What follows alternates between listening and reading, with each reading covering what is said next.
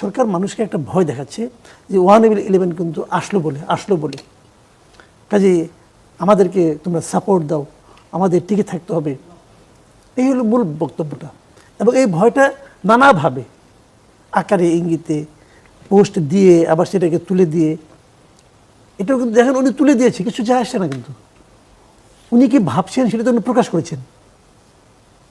উনি আধা ঘন্টা পর তুলে দিলেন কি দিলেন না এটা কিন্তু ইম্যাটেরিয়াল, উনি কি ভাবছেন সেটা প্রকাশ হয়ে গেছে। কিন্তু আমি অনেক কিছুই চাই, কিন্তু সামাজিক ভয়ে আমি হয়তো বলি না, করি না, কিন্তু কাজে আমি কি করি না এটা ইম্পর্টেন্ট না, আমার নিয়তটা হলো ইম্পর্টেন্ট, আমার মনের মধ্যে কি চলছে সেটা হলো ইম্পর্টেন্ট।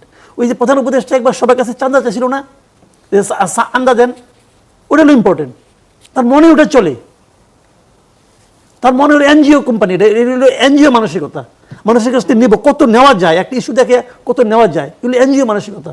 উনি তো বলেন আমি করি নাই, হ্যাঁ আপনি করেন নাই, আপনার লোক তো করছে, কোন লোকটা করছে তাকে আইডেন্টিফাই করছেন, তাকে বের করে দিয়েছেন, তার প্রতি কোনো অ্যাকশন নিয়েছেন, নেন নাই তো, তার মানে আপনি করছেন। তো এগুলো হলো মানসিকতা, ওনাদের একটা মেন্টালিটি হলো মানুষকে ভয় দেখাও, এই কিন্তু 111 আসলো, অতএব আমি তোমার জন্য বিকল্পহীন একটা ব্যক্তি যাকে তোমার ক্ষমতায় রাখতে হবে। আর যে আলোচনাগুলো হচ্ছিল এখানে টিআইবির কথা, এই যে আপনার কিংস পার্টি, তারপর আপনার বিএনপির এই যে মারামারি অমুক আদাবাজি, এগুলোও কিন্তু আমি এই জন্য আমি দায়ী করি, কিন্তু আমি এনসিপিকেও দায়ী করি না, আমি বিএনপিকেও দায়ী করি না, আমি দায়ী করি সরকারকে। সরকার সুকৌশলে দেখেন আমি কি কত বড় ক্ষতিটা করছে এই দেশের, মানে এনসিপিদের ভুল একটাই, এনসিপি মানে স্টুডেন্টদের ভুল একটাই, সেই ভুলটা হলো ডক্টর ইউনূসের মতো একজন ভুল ব্যক্তিকে পছন্দ করছে না। এই লোকটা এনসিপিকে শেষ করে দিছে, এনসিপি জানেও না কেমন করে তারা শেষ করে দিল, এরা বিশ্বাস করছে এই লোকটার উপর, সে শেষ করে দিচ্ছে, এই স্টুডেন্টদেরকে শেষ করে দিচ্ছে। রিয়াদের একটা বক্তব্য আমি পড়লাম, সে ইয়াকে বলছে, জাজকে বলছে যে আমি গরিবের সন্তান, টাকা দেখে মাথা খারাপ হয়ে গেছিল। যদি ধনীর সন্তানও হয়, ধরেন আমি ধনীর সন্তান অথবা ধরেন ও ধনীর সন্তান, তো ওর ধনী পিতা কি ওরা লাখ লাখ টাকা দেয় প্রতিদিন? দেয় না। কিন্তু ধনী লোক তার সন্তানের কাছে 1000 টাকা দিয়ে হিসাব নেয়, টাকাটা কই খরচ করছো, তখন তার সন্তানকে সে বখে যেতে দিতে চায় না। ও যখন হাতে এতগুলো টাকা পেয়ে যায়, মাথা খারাপ হবেই রে ভাই, মাথা খারাপ হবে। এবং এই কাজটা কে করছে? এই সরকার করছে।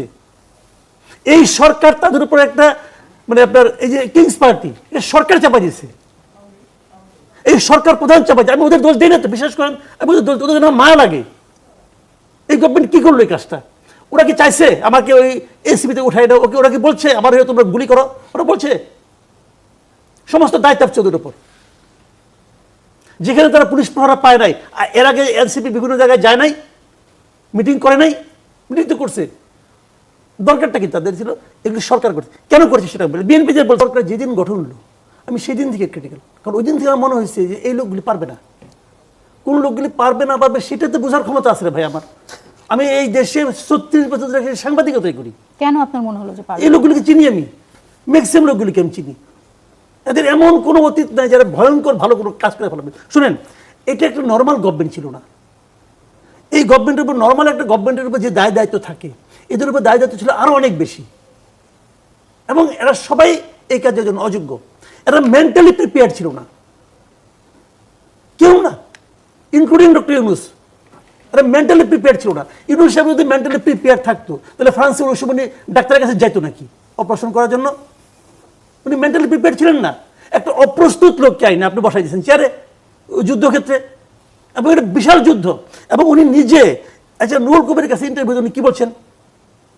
উনি বলছেন ওনারা এই কাজটা জানেন না, এটা ওনাদের ফিল্ড না, দেখি করতে করতে শিখবো, বলেন নাই বলছেন। এবং উনি বলছেন অন্য যারা কারা কি করতেছে, আমি তো ভালো মতো বিষয়টা বুঝি না, তো ওনাদের আমি কি ভুল ধরবো? বুঝলেন? তার মানে উনি করতে করতে শিখ, তার মানে উনি একটা এক্সপেরিমেন্ট করতেছেন, ট্রায়াল এন্ড এরর বেসিসে উনি যাবেন। দেশ নিয়ে এটা হয়?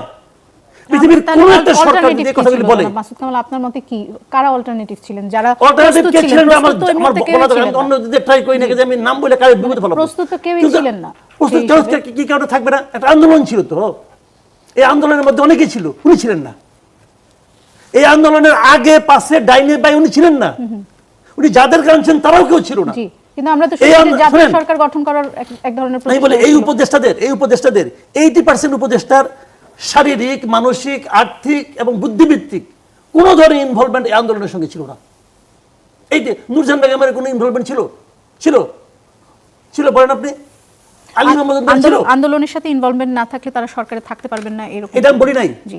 কিন্তু এটা হলো এমন একটা সরকার যারা একটা মানে আপনার একটা লক্ষ্য নিয়ে মাঠে নামছে, যাদের মধ্যে চেতনা, সেই চেতনা তো ধারণ করতে হবে। এরা তো কেউ ধারণ করে না। এই জিনিস আমি যে কথাটা বলছিলাম আপনাকে সেটা যে দেখেন কতগুলি, যে আমি ওই প্রসঙ্গের আগে আসি যে কেন উনি এত বড় ক্ষতিটা করলেন। উনি কিন্তু ক্ষতি খালি স্টুডেন্টদের করেন নাই, জাতিকে ক্ষতিগ্রস্ত করছেন। কোথায় সেটা আমি বলি, এদেরকে বিতর্কিত করে দিয়েছে। দেখেন উনি আসলে কার লোক বলেন তো? উনি হলো পশ্চিমা বিশ্বের লোক, এবং পশ্চিমা বিশ্বের সবচেয়ে ভয় পায় কি? তারা ভয় পায় ইয়াং জেনারেশনের আপরাইজিংকে। মনে নাই ফিলিস্তিনিদের পক্ষে যাওয়ার জন্য আমেরিকাতে এই স্টুডেন্টদের কি করছে তারা? কামাল, এখানে যদি আমি একটু থামাই আপনাকে, এই যে আপনি বললেন যে উনি হচ্ছেন পশ্চিমা বিশ্বের লোক, সেটি কি একটা কারণ ছিল যে ওনাকে এই পদে তখন বসানো হয়েছিল? কারণ তখন সবাই ভয় পেয়েছিলেন যে আওয়ামী লীগের পতনের পরে যে পশ্চিমা চাপ আসবে সেটি সামলাতে উনি পারবেন না। না না তা না, আমি ওই প্রসঙ্গটা পরে আসতেছি। আগে এটা আমি শেষ করি, এই ধারাবাহিকতা আমি শেষ করি। উনি কিন্তু ওই কাজটাই করছেন যে ইয়াং জেনারেশন যেন আগামীতে কোনো আন্দোলন করতে না পারে, এই কাজটা শেষ করে দিছে। ইয়াং জেনারেশনকে, এই ছাত্রদেরকে এমন একটা জায়গায় উনি পৌঁছে দিছে, এরা যদি আগামীতে কোনো আন্দোলনের জন্য ডাক দেয় কেউ আসবে না, আসবে না। কারণ বলবো তোমরা তো এগুলি করো, তোমরা তো এগুলি করছো। দেখেন রিয়াদের যে এনসিপির কথা বলছেন নাকি সব তরুণ, সামগ্রিকভাবে তরুণ প্রজন্মের কথা বলছেন? উনি তরুণ প্রজন্মকে নষ্ট করেছেন। আমি আরেকটা এক্সাম্পল, দেখেন এই গভর্নমেন্ট ক্ষমতা নেওয়ার পরে প্রথমে আমি বলছিলাম, তখন আমি মনে করতাম যে ইউনুস সাহেবের মধ্যে একটা মানে শুভ ইচ্ছা আছে, আকাঙ্ক্ষা আছে। তখন আমি বলছিলাম আপনি দুইজন স্টুডেন্টকে আপনার উপদেষ্টা পরিষদে নিয়ে ভুল করছেন। অনেকে মনে করছে যে আমি তো তাদের যোগ্যতা এবং মেধা নিয়ে প্রশ্ন করছি। না, তা করি নাই। কিন্তু আমি যেটা করছি সেটা হলো এটা করার মাধ্যমে সারা দেশের যে ঐক্যবদ্ধ তরুণ সমাজ ছিল, এদের ঐক্যটাকে উনি নষ্ট করে দিয়েছেন। অনেকে বলতে শুনছে, আমাকে বলছে ওদেরকে কিভাবে নির্বাচন করলো, কোন যোগ্যতায় নির্বাচন করলো, আমি নই কেন? এই প্রশ্নটা অনেকে মনে ছিল। কেন আপনি ঢাকা ইউনিভার্সিটি থেকে 2টা স্টুডেন্ট কিনলেন? ঢাকা ইউনিভার্সিটিকে সবচেয়ে বেশি ওদেরকে একটা স্টুডেন্ট মারা গেছে। ঢাকা ইউনিভার্সিটি কেউ মারা যায় নাই। পাবলিক ইউনিভার্সিটি আপনি কেন নিলেন না? প্রাইভেট ইউনিভার্সিটি কেন নিলেন না? কোনো যুক্তি নেই। এই সমস্ত প্রশ্ন উঠবে, এটা উনি জানেন। যিনি এই কাজটা করছেন ঐক্যটাকে ভেঙে দিয়েছেন। ভেঙে দেওয়ার ফলে কি হয়েছে? কেউ মন্ত্রী হয়েছে, অন্যরা যারা মন্ত্রী হতে পারে নাই তারা বলতে আমি মন্ত্রণালয়ে যাই, যে আমি তদবির করি। কেউ ভাবছে মন্ত্রণালয়ের মধ্যে যাওয়ার সুযোগ নাই, আমি আমার এলাকায় থাকি, এখানে আমি এই কাজগুলি করি, তদবির করি। শুরু হয়ে গেছে।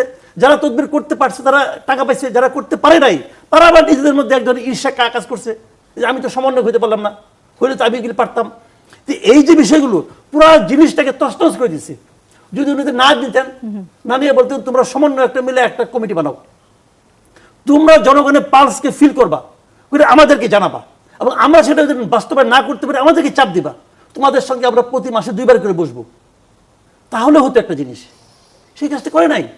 তাদেরকে নিয়ে একজনকে একটা মন্ত্রণালয়ে আপনি বলছেন যে সরকারে ছাত্রদের প্রতিনিধি নেওয়াটা একটি ভুল সিদ্ধান্ত ছিল। একদম শুরু থেকে বলতেছি। ওইটা করে কিন্তু আমরা পুরো দেশের ছাত্র ঐক্যটাকে তারা একদম ধ্বংস করে দিয়েছে। এই ছাত্ররা হতে পারতো। সেটা কি ডক্টর মোহাম্মদ ইউনূসের সিদ্ধান্ত ছিল? অবশ্যই। উনি বুদ্ধিমান লোক, বুঝবেন না, আপনারা কাইটা চলে যাবেন, আপনি বুঝবেন না। এই ভুলকে যদি এটা ধরে নেই যে এটি ওনারই সিদ্ধান্ত ছিল, এটা কি উনি না বুঝে করেছেন নাকি বুঝে করেছেন? আমি তখন মনে করছিলাম না বুঝে করছেন। এখন ওনার কর্মকাণ্ড থেকে বুঝি উনি খুবই যে বলে না মেটিকুলাস ডিজাইন করছে, এটা ওনার মেটিকুলাস ডিজাইন। সেটা উনি কেন করবেন জানেন? এটা কেন করবেন ওনাকে জিজ্ঞেস করেন, আমি কেমন করব? আপনি তো বলছেন যে বুঝে করেছেন। আমি তো বলি, আমি বলছি আপনার এই ধারণার পিছে কোনো কারণ আছে। আমি তো বলছি এটা পশ্চিমা বিশ্বের একটা মেটিকুলাস ডিজাইন, যে ইয়াং জেনারেশনকে শেষ করে দাও, পলিটিক্যাল পার্টিকে শেষ করে। আপনি আপনাকে শুনেন, এই যে বিএনপির বিরুদ্ধে 92% বলছেন চাঁদাবাজি, মারামারি, হুড়াহুড়ি করে, এটা থামানোর দায়িত্ব কার? বিএনপি কি ভাই কোনো ক্যাডার ভিত্তিক ই করে নাকি, রাজনীতি করে নাকি? একটা বললো সবাই দাঁড়াও, সবাই দাঁড়াবে, এই পার্টি তো বিএনপির না। এটা থামানোর দায়িত্ব গভর্নমেন্টের।